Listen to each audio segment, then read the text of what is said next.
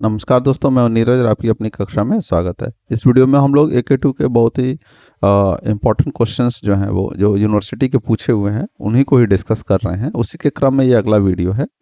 तो देखिए, ये इसमें जो है इस वीडियो में हम लोग यूनिट 3 का प्रॉब्लम नंबर 15 कर रहे हैं। इससे पहले हम लोगों ने लगभग 14 क्वेश्चंस किए हैं जो पुराने सालों के पूछे हुए हैं।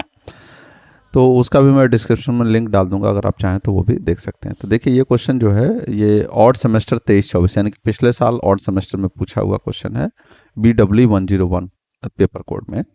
और क्वेश्चन देखिए क्या है, कह रहा है 20 kVA ना, 20 kVA 2000 वोल्ट ऑब्लिक 200 वोल्ट। तो अगर आप देखें तो ये 20 kVA जो है ये हमारा अपरेंट पावर हो गया, ठीक है। और 2000 ऑब्लिक 200 वोल्ट, तो 2000 ऑब्लिक 200 वोल्ट का मतलब क्या हुआ, 2000 ऑब्लिक 200 वोल्ट। तो इसका मीनिंग है कि ये जो 2000 है ये हमारा है V1 और 200 जो है वो हमारा क्या है, V2 है। तो ये हमें क्लियर रहना चाहिए। और आगे देखिए, फ्रीक्वेंसी दी है 50 हर्ट्ज, तो F का मान दिया हुआ है, कितना है, 50 हर्ट्ज है। आगे देखिए और डेटा दिया गया है, has a primary resistance of 1.5 ओम। तो प्राइमरी रेजिस्टेंस को हम लोग जो नॉर्मली रिप्रेजेंट करते हैं वो R1 से करते हैं, वो कितना है 1.5 ओम। फिर उसके बाद कह रहा है रिएक्टेंस ऑफ 2 ओम, तो रिएक्टेंस का मतलब हो गया X1, 2 ओम है। फिर the secondary resistance and reactances are, secondary resistance देखिए 0.015 है, यानी कि R2 का मान है 0.015 ओम। और X2 भी दिया हुआ है, वो कितना है 0.02 ओम। तो ये दिया हुआ है। आगे और भी डेटा दिया है, the no load current of transformer is 1 ampere. तो नो लोड करंट जो है वो रिप्रेजेंट किया जाता है वो I नॉट से, तो वो कितना दिया हुआ है 1 एम्पियर दिया हुआ है, देखिए यहाँ पे दिया हुआ है। और कह रहा है पावर फैक्टर 0.2, तो नो लोड का पावर फैक्टर का मतलब हो गया cos phi naught is equal to 0.2, ये दिया हुआ है।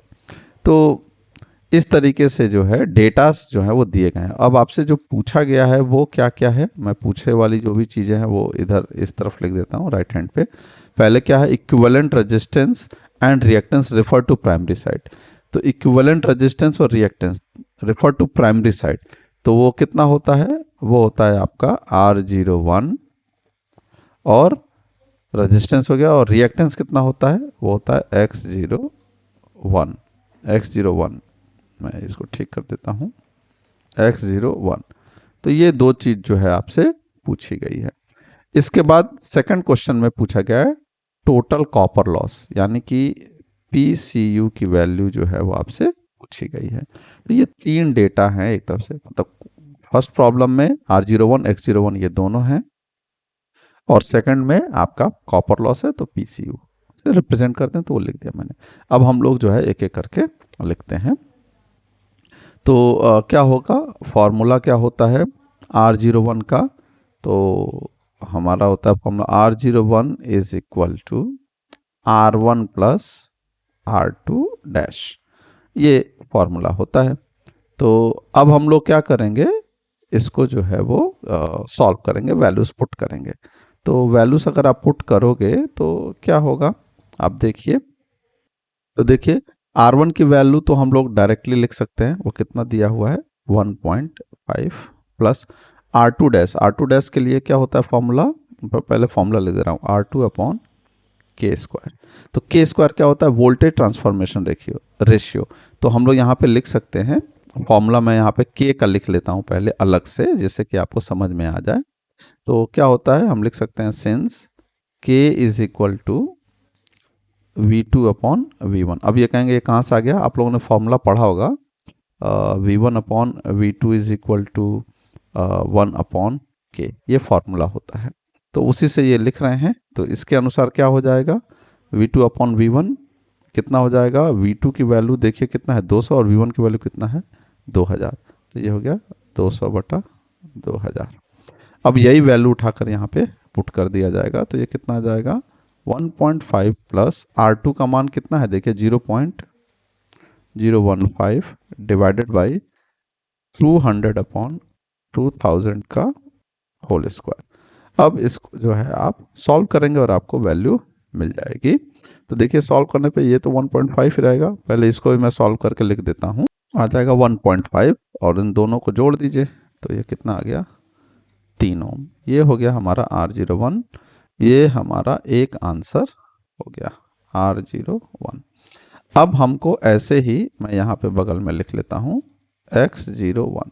तो X01 क्या होगा X1 प्लस X2 डैश, और X1 का मान कितना दिया हुआ है क्वेश्चन में देखिए 2 ओम दिया है, तो 2 ओम प्लस X2 डैश कितना होगा X2 अपॉन के स्क्वायर।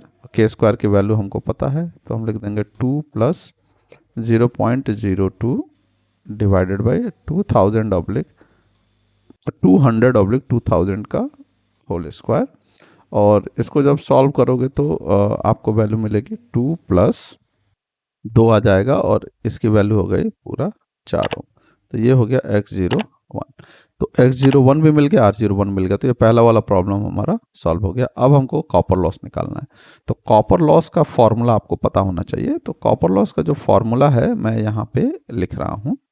कॉपर लॉस का अलग अलग तरीके से फॉर्मूला होता है। PCU इज इक्वल टू, और डेटा पे डिपेंड करता है, फॉर्मूला होता है PCU is equal to I1 का स्क्वायर R1 प्लस I2 का स्क्वायर R2, या I1 का स्क्वायर R01 या I2 का स्क्वायर R02। ये तीनों में से कोई भी फॉर्मूला यूज़ कर सकते हैं। अब अच्छी बात यह है कि आपको देखना पड़ेगा कभी भी न्यूमेरिकल में कि कौन सा डेटा दिया हुआ है, उसको यूज़ करेंगे तो आपके लिए आसान होगा ज़्यादा। तो आप देखिए इसको यूज़ करना है तो I1 चाहिए, R1 चाहिए, I2 चाहिए, R2 चाहिए। तो अगर आप देखेंगे ध्यान से तो I1 I2 निकाला जा सकता है ना, अभी हम लोग निकाल के भी देखेंगे। ठीक है, कुछ नहीं करना है, ये जो डेटा दिया है ये होता है हमारा V1 I1 या इसी को कहते हैं V2 I2, क्योंकि पावर जो होती है वो सेम होती है, एपरेंट पावर है। तो हम यहाँ से I1 और I2 की वैल्यू कैलकुलेट कर सकते हैं, अभी निकाल के भी देखेंगे। लेकिन इसमें क्या है, कैलकुलेशन ज़्यादा है। लेकिन इसको देखिए ये फॉर्मूला कब यूज़ कर सकते हैं, जब R01 पता है। और देखिए ध्यान से R01 हमने निकाल लिया है, तो अब हमको यहाँ पर सिर्फ I1 का डेटा चाहिए और अलग से। इसको करोगे तो I1 भी चाहिए, I2 भी चाहिए, R1 R2 दिया है तो यूज़ कर लोगे, कोई दिक्कत नहीं है, लेकिन कैलकुलेशन बढ़ेगा। इसमें क्या है, कैलकुलेशन थोड़ा कम हो जाएगा। तो हम इसको ही यूज़ करेंगे। इसको यूज़ करना है तो R02 चाहिए, वो हम लोगों ने निकाला नहीं है तो हम इसको यूज़ नहीं करेंगे। तो डेटा, लेकिन आप कैलकुलेट करके देखोगे दोनों से या तीनों फॉर्मूले से डेटा सेम ही आता है, उसमें कोई फ़र्क नहीं पड़ता है।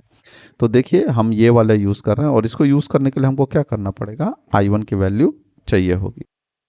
तो हम यहाँ पर पहले I1 निकालते हैं। तो I1 इज इक्वल टू क्या होगा, I1 इज इक्वल टू, आप देखो तो क्वेश्चन में दिया हुआ है 20 kVA और वोल्टेज कितना है आपका प्राइमरी का 2000, तो 20 kVA डिवाइडेड बाई 2000 ये करना पड़ेगा हमको। तो 20 kVA है तो kVA को VA में चेंज करोगे तो 10 टू द पावर 3 अपॉन 2000। तो ये तीनों जीरो कट जाएगा और ये कितना आ जाएगा 10 एम्पियर।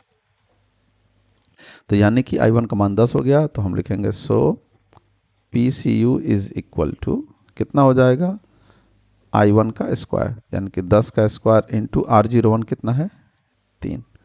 तो आप इसको सॉल्व करोगे तो वैल्यू मिलेगी 300 और यूनिट होगी वॉट। तो इस तरीके से हमारा ये प्रॉब्लम जो है वो सॉल्व हो जाएगा। बहुत आसान है, इसमें कुछ भी करने की ज़रूरत नहीं होती है, बहुत फॉर्मूले बेस्ड है। अगर आपको फॉर्मूले याद हैं और थोड़ा सा कैलकुलेशन आप कर ले रहे हो तो आपको कभी भी कोई दिक्कत नहीं आएगी। तो आशा करते हैं आपको ये वीडियो पसंद आई होगी, आपको समझ में आया होगा। अगर आपको ये वीडियो पसंद आई है तो अपने दोस्तों के साथ शेयर करिए, और अगर चैनल पर नए हैं तो चैनल को सब्सक्राइब भी कर सकते हैं। तो मिलते हैं अगले वीडियो में, तब तक के लिए धन्यवाद।